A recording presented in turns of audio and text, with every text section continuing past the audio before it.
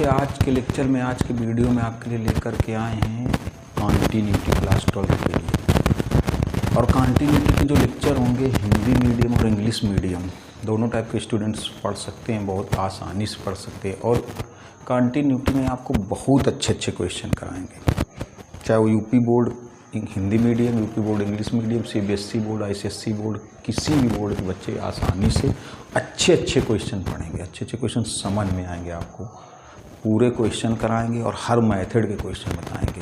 लेकिन आज का जो वीडियो है थोड़ा सा शॉर्ट रहेगा, आज केवल बेसिक बताएंगे और कुछ उस एक्सपेंसिव होता क्या है पहले बेसिक।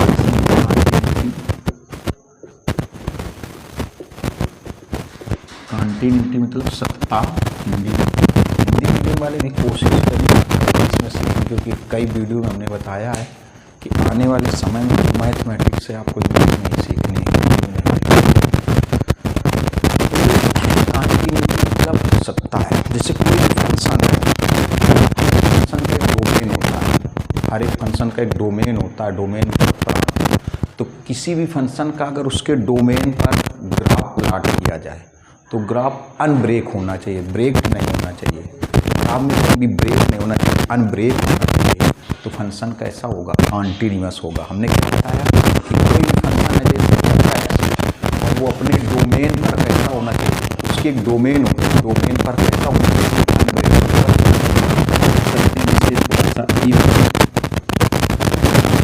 एक फंक्शन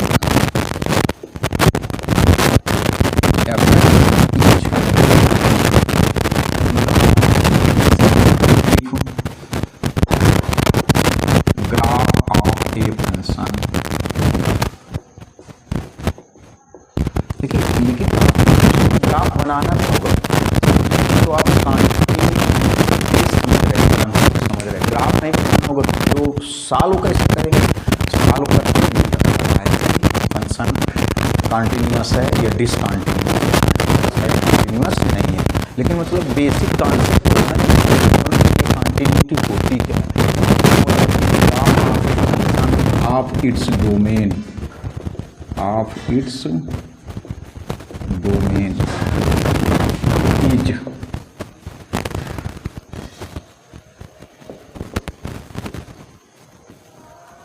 अनब्रेकेबल। अनब्रेकेबल का मतलब हो गया ब्रेक ना हो, ग्राफ में break. Then function is called,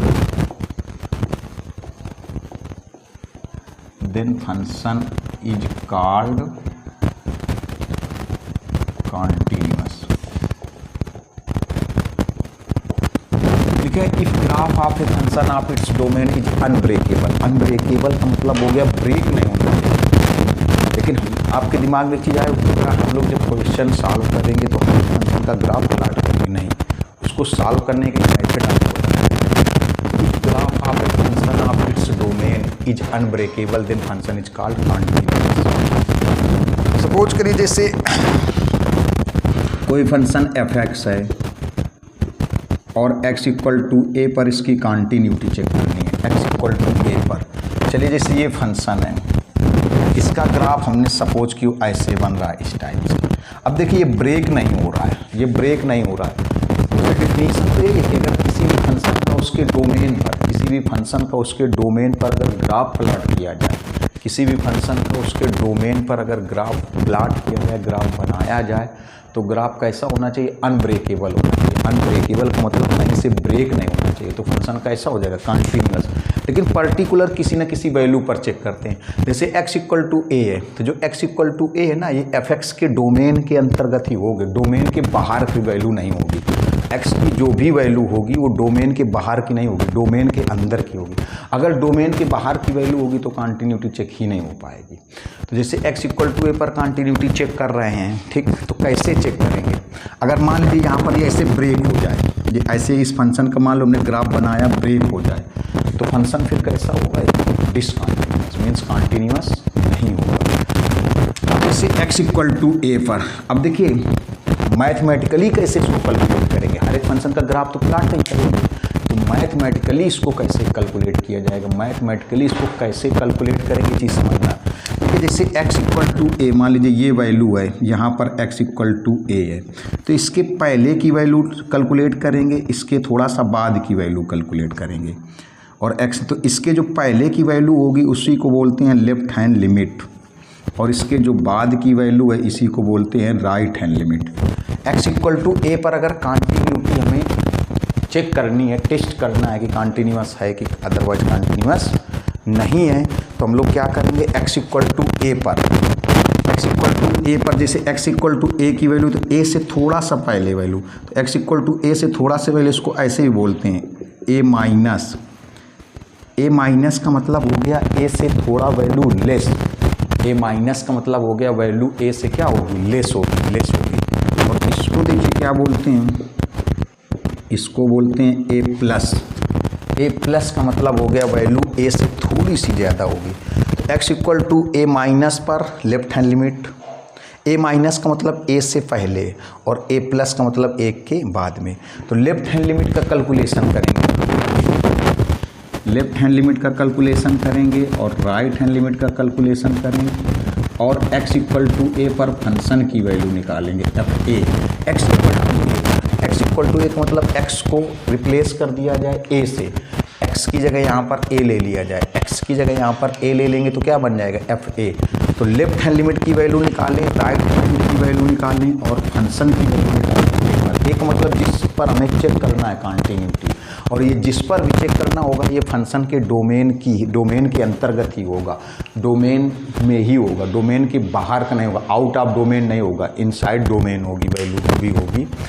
तो लेफ्ट हैंड लिमिट निकालें, राइट हैंड लिमिट निकालें और फंक्शन की वैल्यू निकालें। x इक्वल टू ए पर left hand limit, right hand limit और फंक्शन की वैल्यू। अगर तीनों वैल्यू सेम आ जाए, अगर तीनों वैल्यू सेम आ जाए तो फंक्शन कॉन्टीन्यूअस है, अदरवाइज कॉन्टीन्यूअस नहीं है।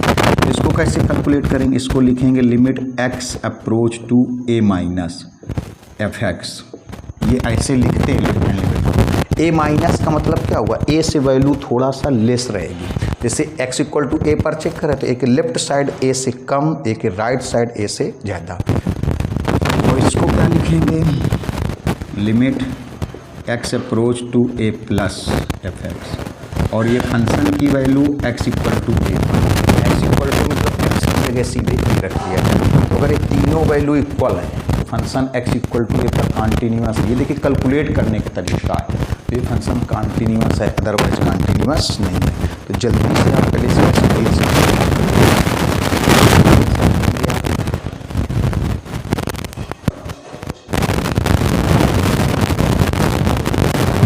थोड़ा सा डिफिनीशन और समझिए, एक दूसरी डिफिनीशन, एक दूसरी डिफिनीशन इसकी समझनी है आपको।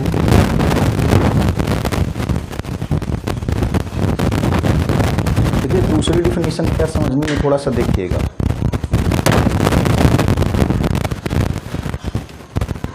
इफ एफ एक्स कोई फंक्शन है एफ एक्स, ये कह सकते हैं F X is continuous, F X is continuous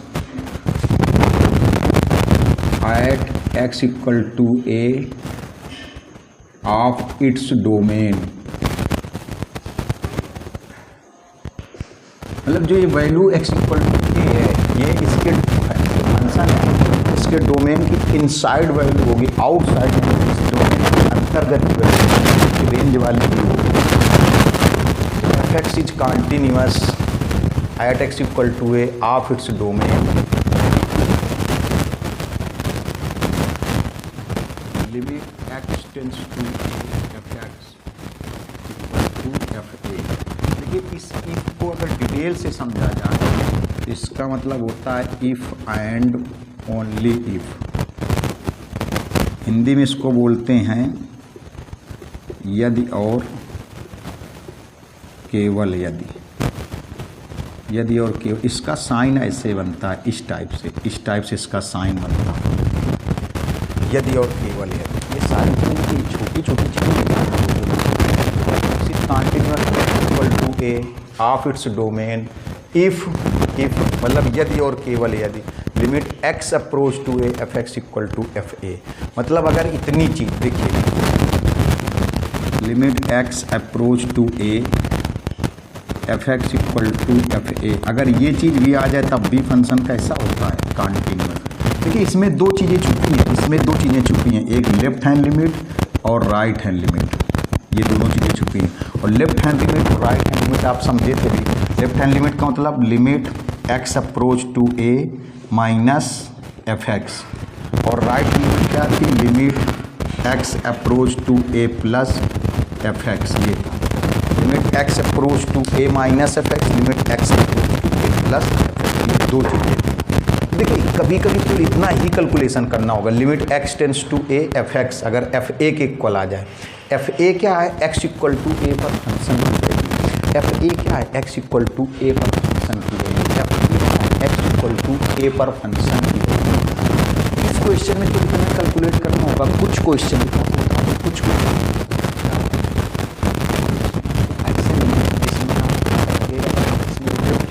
right दोनों का कैलकुलेशन नहीं हो पाएगा।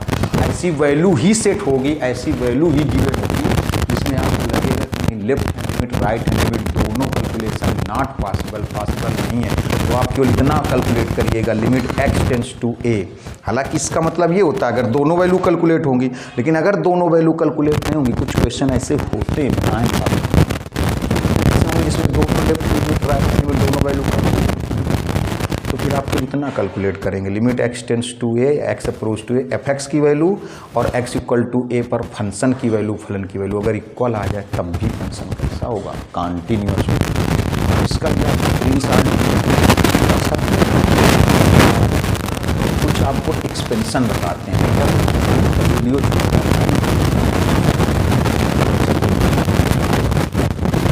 कुछ एक्सपेंशन लिखिए।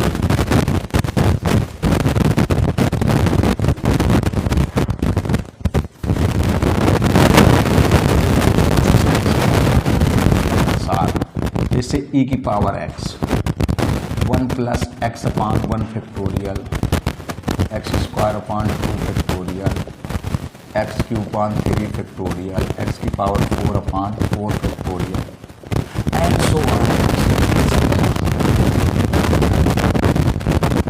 e की power minus x 1 minus x upon 1 factorial, x square upon 2 factorial, x cube upon 3 factorial plus x की पावर 4 अपान 4 फैक्टोरियल माइनस सारे टर्म, जो टर्म ये है वही टर्म ये, इसमें आल पॉजिटिव सारे के सारे प्लस, इसमें क्या है alternate plus minus plus minus plus minus plus minus,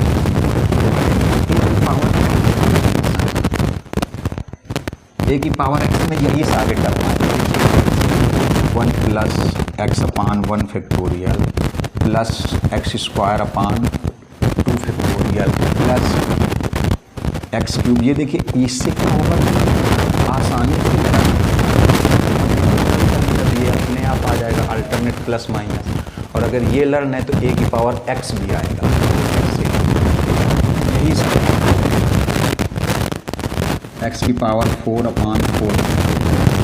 मालूम क्या होगा, जैसे एक्स अपान 1 फैक्टोरियल है तो यहाँ हो जाएगा log ए, इसमें हो जाएगा log ए का स्क्वायर, और यहाँ हो जाएगा log ए का क्यूब, इसमें log ए की पावर 4 प्लस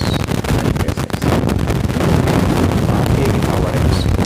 अब ए की पावर माइनस एक्स में यही सारे टर्म आएंगे, अल्टरनेट प्लस माइनस आएगा, ये कह सकते हैं यही ये टर्म आएंगे, इनको लाग देते हैं। इसे देखिए ए की पावर माइनस एक्स, यही लिख दीजिए 1 minus x upon 1 factorial plus x square upon 2 factorial minus x cube upon 3 factorial plus x की पावर 4 अपान 4 फैक्टोरियल। अब देखिए इसको आप क्या देंगे, इसको देंगे log ए, और इसमें क्या हो जाएगा log ए का स्क्वायर, यहाँ पर क्या हो जाएगा log ए का क्यूब, और यहाँ log ए की पावर 4, और यहाँ माइनस है। इसके बाद देखिएगा थोड़ा सा log 1 प्लस एक्स का एक्सपेंशन, ये होगा x minus x square upon 2 plus x cube upon 3। इसमें अपान में फैक्टोरियल नहीं होगा, अल्टरनेट प्लस माइनस एक्स की पावर 4 अपान 4 प्लस एक्स की power 5 upon 5 minus x that. इसके बाद log 1 माइनस एक्स, देखिए इसमें अल्टरनेट प्लस माइनस, इसमें आल निगेटिव सब माइनस के, minus x square by 2 minus x की बाई 3 माइनस एक्स की पावर बाई 4 माइनस डैट ऐसे। इसके बाद 1 प्लस एक्स की होल पावर n का expansion, binomial theorem 1 plus n x upon 1 factorial plus n minus 1 x square upon 2 factorial. पहले n था फिर n माइनस एक्स की जगह एक्स स्क्वायर हो गया तो 2 फैक्टोरियल। अब देखो क्या आएगा, अब आएगा n, ये आएगा n माइनस 1, एक स्टेप और बढ़ जाएगा n माइनस 2 और x cube upon 3 factorial plus. अगर नेक्स्ट वाला लिखना चाहें कितना रहेगा, n माइनस 2 और एक और बढ़ेगा n माइनस 3 बढ़ जाएगा। अगर यहाँ लिखना चाहें तो ये रहेगा, इसके आगे n माइनस 3 हो जाएगा और हो जाएगा x की power 4 upon 4 factorial. Sign x का एक्सपेंशन ये होता है x minus x cube upon 3 factorial plus x की power 5 upon 5 factorial minus x की पावर 7 अपान 7 फैक्टोरियल प्लस। देखिए इसमें आड वाले हैं, आड मतलब यहाँ पावर 1 कर दो, यहाँ फिर फैक्टोरियल 1 कर दो। आड मतलब सम 1 3 5 7 और alternate plus minus plus minus plus minus, तो उसको ऐसे लिख दो 1 एक्स केवल लिख दो ऐसे। अब देखिए कास एक्स, तो कास एक्स में इसमें दिशा 1 3 5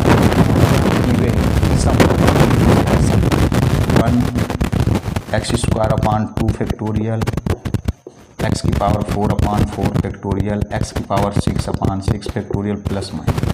देखिए इसमें कौन सी है, इसको ऐसे भी लिख सकते हो, इसको समझिएगा, इसको लिख सकते हो एक्स की पावर 0 अपान 0 फैक्टोरियल, ऐसे भी लिख सकते हो। तो 0 2 4 6 इसमें सब सम है, इवेन है। प्लस माइनस इसमें भी है, प्लस माइनस, क्योंकि अगर 1 की जगह x की पावर 0 वैल्यू 1 हो गई, अपान फिर फैक्टोरियल 0 ये भी 1 हो गई, तो यही चीज़ बनेगा। तो देखिए इन एक्सप्रेशन को भी करना पड़ेगा, तो हम और आप किसी बहुत नेक्स्ट वीडियो में कराएंगे। अब आप पूरा, और आपको अगर सारे वीडियो प्ले लिस्ट में एक सारे मिलेंगे, आप मतलब एक सीरीज से मिलेंगे, एक सीरियल से मिलेंगे।